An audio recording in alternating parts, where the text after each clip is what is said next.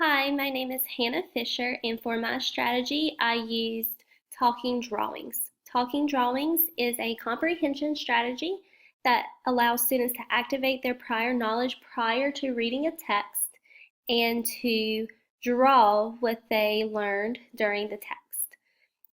This is my outline and my handout for me to give out to other teachers about this strategy.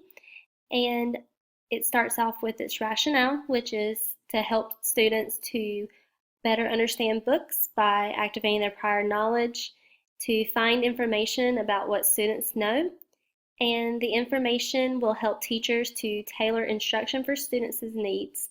This is a comprehension strategy that allows students to make connections to what they learned to what they knew prior to reading the story. This strategy allows students to draw before reading, to share with a partner, and to draw a revised picture after the reading. And this is an example of a basic outline for the strategy. So as you can see on this side, it tells students what to do first. And what I would do for this would be to state the title of the book or the topic that you are going to use. And so you would tell the students to close their eyes and think about the title of the book or the topic, and then have the kids open their eyes and to draw what they saw in their mind. So this allows them to think about what they think the topic's going to be about and to see what kind of things they already know about the topic.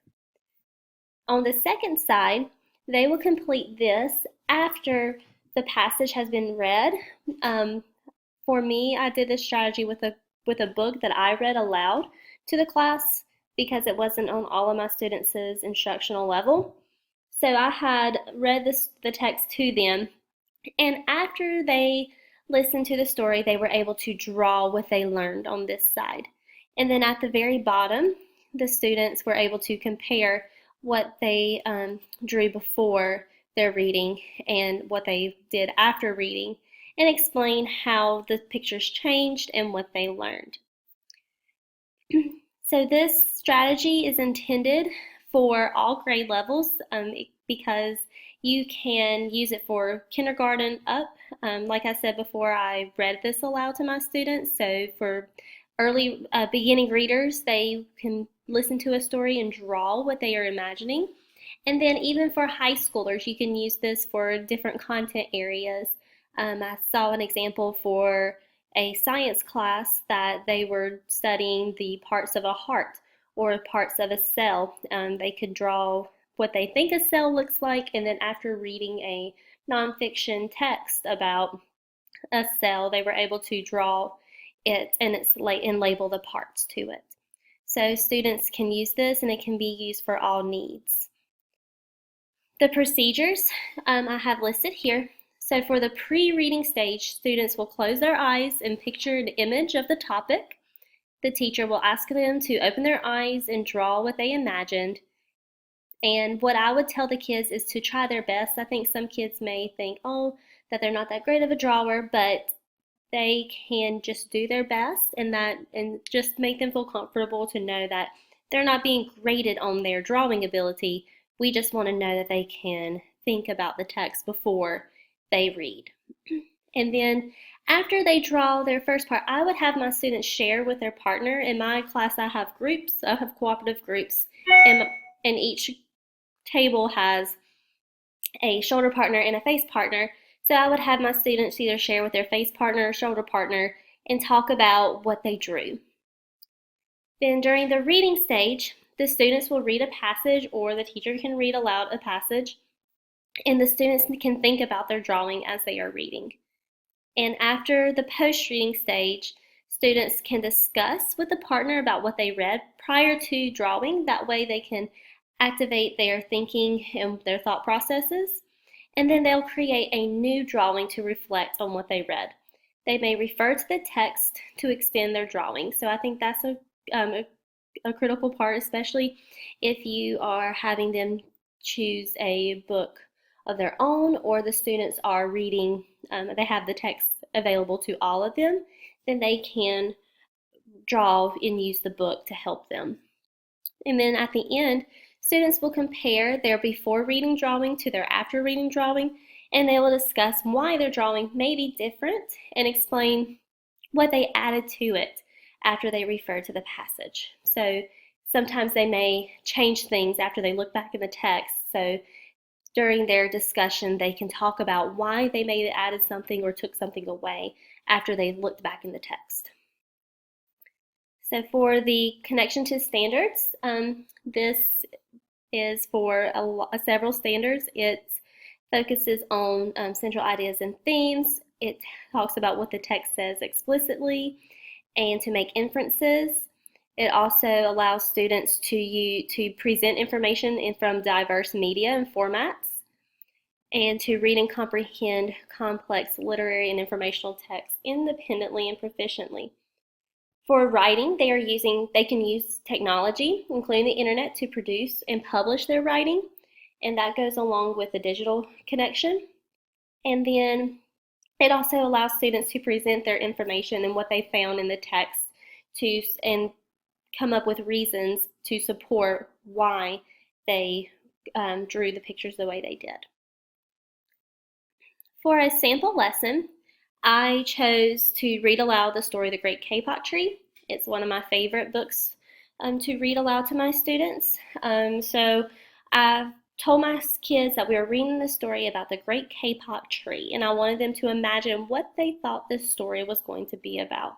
And I kind of gave them a little bit of an introduction to the story, and told them that it was about a tree that was in the Amazon rainforest.